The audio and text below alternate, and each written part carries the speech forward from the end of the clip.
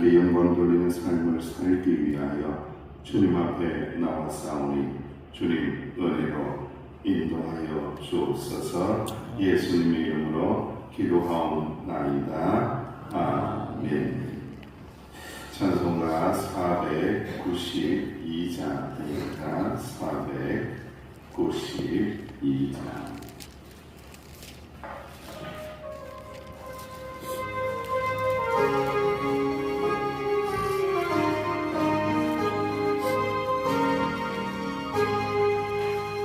잠시 세상에 내가 살면서 항상 찬송 부르다가 날이 저물어 오라 하시니 영광 중에 열린 창문문 내가 들어가 세상을 내려놓고 있는 열류가 하나 쓰고서 주와 함께 길이 살리 눈물 골짜기 더듬으면서 나의 갈길 나간 후에 주의 품 안에 내가 안기어 영원토록 살리로다. 열린 창문문 내가 들어가 세상 짐을 내려놓고 있는 연류관 받아 쓰고서 주와 함께 길이 살리 나의 가는 길 멀고 험하며 산은 높고 고른 길도 오는 나의 몸 쉴 것 없어도 복된 날이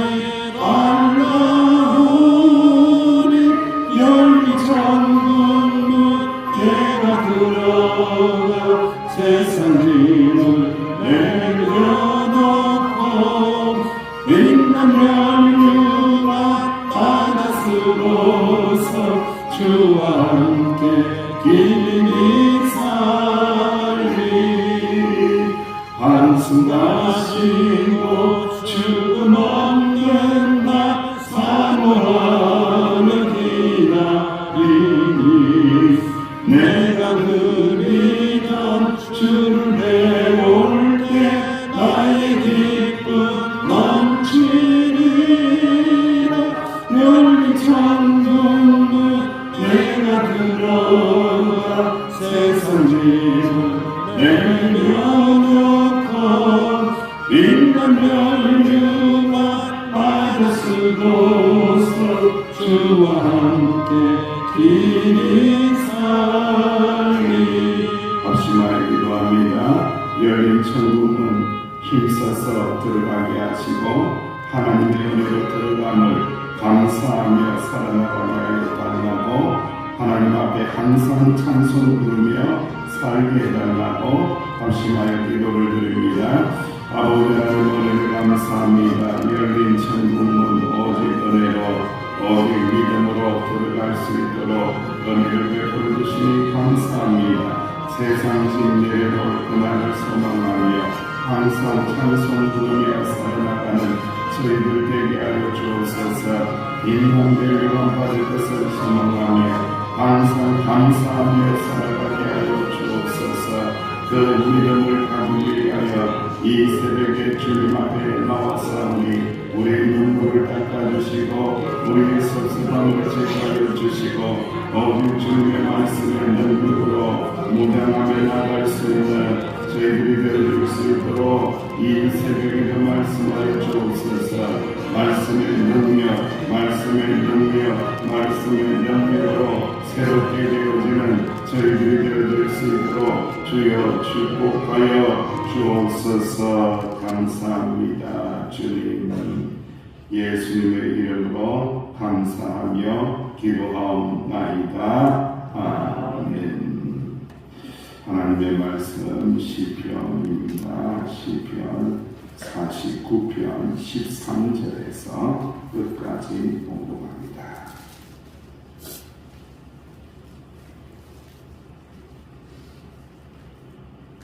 시편 49편 13절에서 끝까지 봉독합니다. 시작. 이것이 바로 어리석은 자들의 길이며 그들의 말을 기뻐하는 자들의 종말이다. 그들은 양같이 소울의 의로 작정되었으나 사망이 그들의 목자일 것이라. 정직한 자들이 아침에 그들을 다스리니 그들의 아름다움은 소멸하고 소울이 그들의 거처가 되리라. 그러나 하나님은 나를 영접하시리니 이러므로 내 영혼을 소울의 권세에서 건져내시리로다. 사람이 시구하여 그의 집에 영광이 닿을 때에 너는 두려워하지 말지어다. 그가 죽음에 가져가는 것이 없고 그의 영광이 그를 따라 내려가지 못하리로다. 그가 비록 생시에 자기를 축하하며 스스로 좋게 함으로 사람들에게 칭찬을 받을지라도 그들은 그들의 육대의 조상들에게로 돌아가니 영원히 빛을 보지 못하리로다. 존귀하나 깨닫지 못하는 사람은 멸망하는 짐승 같도다. 아멘. 존귀하지만은 그럼에도 불구하고 깨닫지 못하는 사람은 멸망하는 짐승하고 같다. 그러려면 우리가 깨닫는 인생이 되어야 되는데 이제 고라 자손의 이 마지막 시편의 말씀을 통하여 무엇을 깨닫느냐 이거죠. 사람이 치부라는 것은 부자가 된다는 말입니다. 부자가 되어서 그의 집에 영광이 닿을 때에 너는 두려워하지도 말고 부러워하지도 말라라고 말씀하고 있어요. 왜 그러냐? 그가 죽고 난 다음에 뭐 하나라도 들고 갈 수 있다 없다? 한 개라도 들고 갈 수가 없기 때문에 그거 부러워하지 말라라는 거죠. 그러면서 15절 말씀에 하나님은 나를 영접하신다. 내 영혼을 모든 지옥의 권세에서 건져내신다. 그 하나님을 찬양하고 그 하나님을 믿고 의지함으로 말미암아 우리의 영혼들, 나의 영혼은 하나님 나라 천국 가기 때문에 부자 그런 거 부러워하면서 살지 않는다라고 말씀을 하고 계십니다. 여러분 이제 고라 자손은요 인생이 참 멋져요. 참 이렇게 위기 상황들, 아픈 과거의 상처들 우리는 끊임없이 과거의 상처를 묵상하죠. 섭섭해요.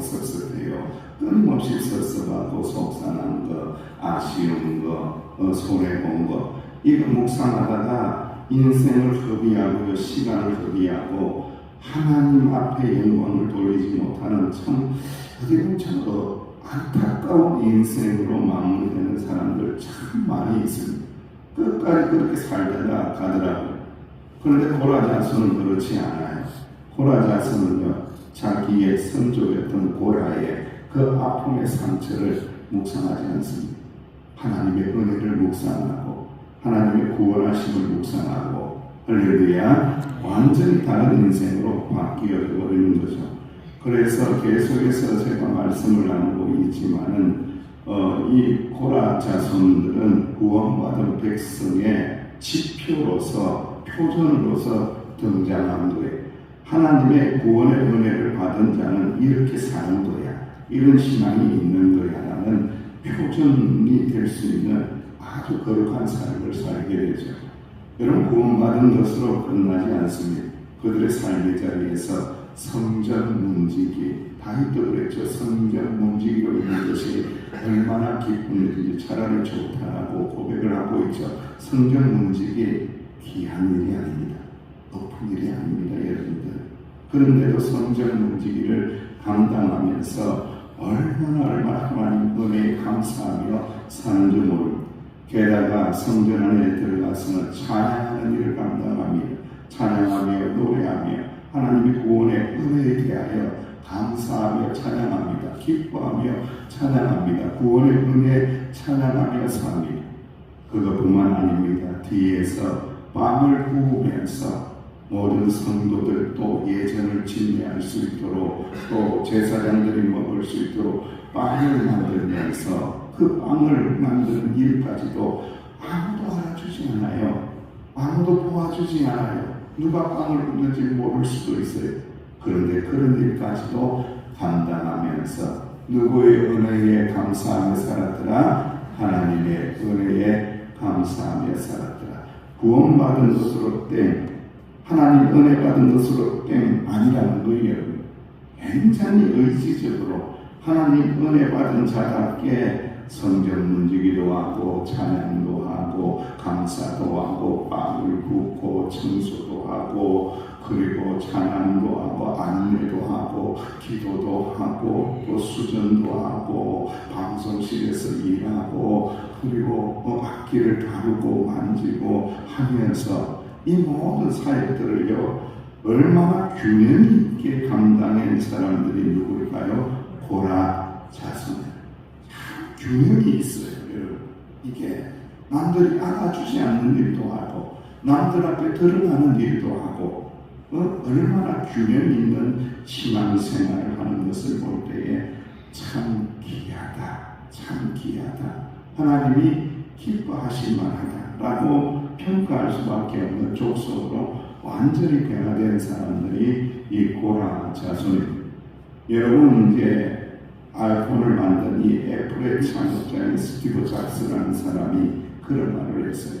저는 그런 사람 좀 별로 부러워하지는 않아요. 그런데 그 사람 그런 이야기 했습니다. 죽음 앞에서는 다 놓고 가야 한다. 내가 아끼는 작은 만년필 하나도 가져갈 수 있다 없다? 가져갈 수 없다. 그것이 죽음이다. 말한 사람이 애플의 창시자인 스티브 잡스라는 사람. 아무것도 못 가져가. 죽음 앞에서 인간은 공평하다 이거예요. 죽음 앞에서 인간은 무력하다. 딱 두 가지입니다. 죽음 앞에서 인간은 공평하다. 다 죽는다. 공평합니다. 부자도 죽고 가난한 자도 죽고요. 아픈 사람도 죽고요. 나이 든 사람도 죽고요. 아이도 죽고요. 젊은 사람도 죽고요. 죽음 앞에서 인간은 모두가 공평합니다. 그리고 죽음 앞에서는 힘이 없어요. 무력해요. 아무 힘을 발휘하지 못해요.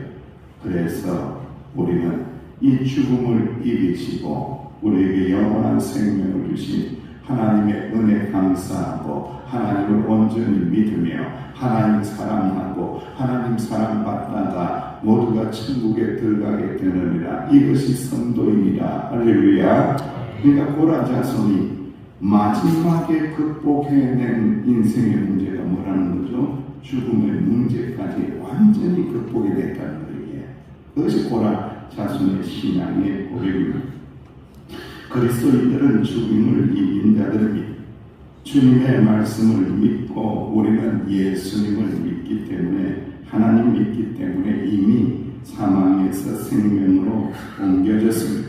요한복음 5장 24절 말씀에 내가 진실로 너에게 이르노니 내 말을 듣고 또 나 보내신 이를 믿는 자는 영생을 얻었고 심판에 이르지 아니하나니 사망에서 이미 생명으로 옮겼느니라. 할렐루야. 이미 사망이 끝나고 이미 영원한 생명을 누리는 자가 성도라는 거예요. 그것을 고라 자손이 깨달았기 때문에 그 어떤 일을 한다고 할지라도 그 어떤 자리에 있다고 할지라도 하나님 앞에 감사하며 찬양하며 그렇게 살다가 주님의 부르심을 받겠다라고 고백하고 있는 것입니다. 재물을 의지하는 사람들과 달리 하나님을 의지하는 사람은 주님께서 죽음의 세력에서 건져 주신다는 거예요. 잘 들으셔야 돼요. 재물을 의지하는 자 구원받지 못합니다. 안타깝게도 하나님을 의지하는 자 구원받은 자입니다. 할렐루야. 그러니까 여러분 재물 의지하면 안 돼요. 재물 의지하는 것 가장 어리석은 거예요. 하나도 못 가져갑니다. 재물은 우리에게 주신 선물이기 때문에 남을 위해서 사용하다가 선용하다가 주의 나라를 위해서 사용하다가 은혜를 베풀다가 그렇게 쓰는 것이 재물이지 재물을 의지합니다. 재물이 있어야 됩니다. 재물 때문에 믿음이 약해져서는 안 된다라는 거예요. 히브리서 12장 2절 말씀에도 이러므로 우리에게 구름같이 둘러싼 흑암 전들이 있으니 모든 무거운 것과 얽매이게 쉬운 죄를 벗어버리고 인내로서 우리 앞에 당한 경주를 하여 믿음의 주여 또 온전하게 하시는 이 누구를 바라보자고요? 예수님을 바라보자. 그는 그 앞에 있는 기쁨을 위하여 무엇을 참으사? 십자가를 참으사 부끄러움을 개의치 아니하시더니 하나님 보자 우편에 앉으셨느니라. 아멘. 이 믿음을 가져야 한다는 거예요. 우리가 재물 때문에 고난당할 때도 있고 건강 때문에 고난당할 때도 있죠. 여러 가지 속상한 일들 때문에 고난당할 때 있어요. 그때마다 예수님 바라보고 십자가를 참듯이 그 고난을 참아내고 그 부끄러움도 수치도 견뎌내어서 하나님 보좌 우편에 앉으신 예수님처럼 우리도 주님 앞에 나아가는 역사가 있다. 나는 하나님 앞에 설 것이다. 하나님과 영원히 살 것이다. 라는 그 믿음으로 모든 고난을 이겨내어라. 할렐루야. 그 신앙의 고백을 하고 있습니다. 하늘을 소망하는 성도는 이 땅에서 잘 되는 사람 보며 부러워하지 않습니다. 그들의 누리는 풍요로움이 영원하지 않습니다. 제 아무리 부자라고 할지라도 죽을 때는 다 놓고 간다는 것. 그래서 성도들의 별명이 있는데 하늘을 소망하는 자이다. 하늘 소망 성도이다. 오늘 하나님의 말씀의 제목이 하늘 소망 성도예요. 우리는 땅의 것을 소망하는 자가 아닙니다. 하늘의 것을 소망하는 성도라는 거죠. 우리는 세상에서 주눅들 필요도 없다. 우리는 세상 가운데 있을 때 조금 부족하다고 해서 마음이 답답해서 속상해서 소리 지르며 그렇게 살 필요가 없다. 미워하며 분노하며 그렇게 살 필요도 없다. 섭섭해요 그러고 살 필요도 없다. 세상에서 주눅들 필요가 없는 것은 우리는 믿음으로 부유한 자가 되었고 하나님 나라의 상급을 받은 자가 되었기 때문에 나는 하나님의 은혜로 충만하다. 모든 하나님의 베풀어 주신 은혜로 충만하다. 할렐루야. 지혜로운 성도는요, 은혜로운 성도는요, 지금까지 받은 하나님의 은혜, 구원의 은혜, 하나님 나라의 은혜를 가지고요, 인생 가운데 섭섭함을 다 덮어버리는 거예요. 다 이겨낼 수 있는 거예요. 그런 사람이 지혜로운 성도이지, 계속해서 어려운 일을 겪을 때마다 속상한 일 또 이야기하고 20년 전 이야기 또 이야기하고 30년 전 이야기 또 이야기하고 40년 전 이야기 또 이야기하고 그 이야기해봤자 뭐 좋은 게 있던가요? 뭐 남는 게 있던가요? 뭐 해결이 되던가요? 아무것이 없어요. 지금 나에게 베풀어 주신 하나님의 은혜, 구원의 은혜, 나는 하늘 소망을 가진 자이고 하나님 나라에서 영원히 살 자라는 것을 고백하면서 모든 아쉬움과 섭섭함과 속상함을 이겨낼 수 있는 존귀한 하늘 소망을 의지하는 자들이 되시기를 주님의 이름으로 축원드립니다. 인생은 하나님의 형상대로 지정받은 존귀한 피조물입니다.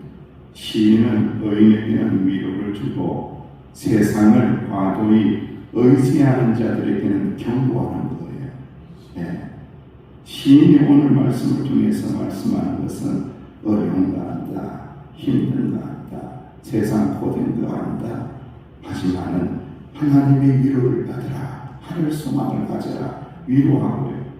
그리고 세상을 과도히 의지해서 세상에 떼묻고 세상에 물드는 자로 세속적으로 살아가는 자들에게는 경고하는 거예요. 그렇게 살면 안 돼. 그거는 하늘 소망 가진 자의 삶이 아니야. 하늘 소망 가진 자는 다른 거야. 하늘 소망 가진 자는 성전 문지기로도 살고 하나님 앞에 찬양하며 감사하는 자로도 살고 뒤에서 남이 알아주지 않는다고 할지라도 빵을 굽고 빵을 만드는 일을 하면서도 살아가는 자야. 그것이 하늘 소망 가진 자야. 할렐루야. 사랑하시는 주의 백성들이여, 그럼에도 불구하고 우리는 이 땅에서 살아가면서 세계의 양식을 먹으면서 잘 살아야 돼요.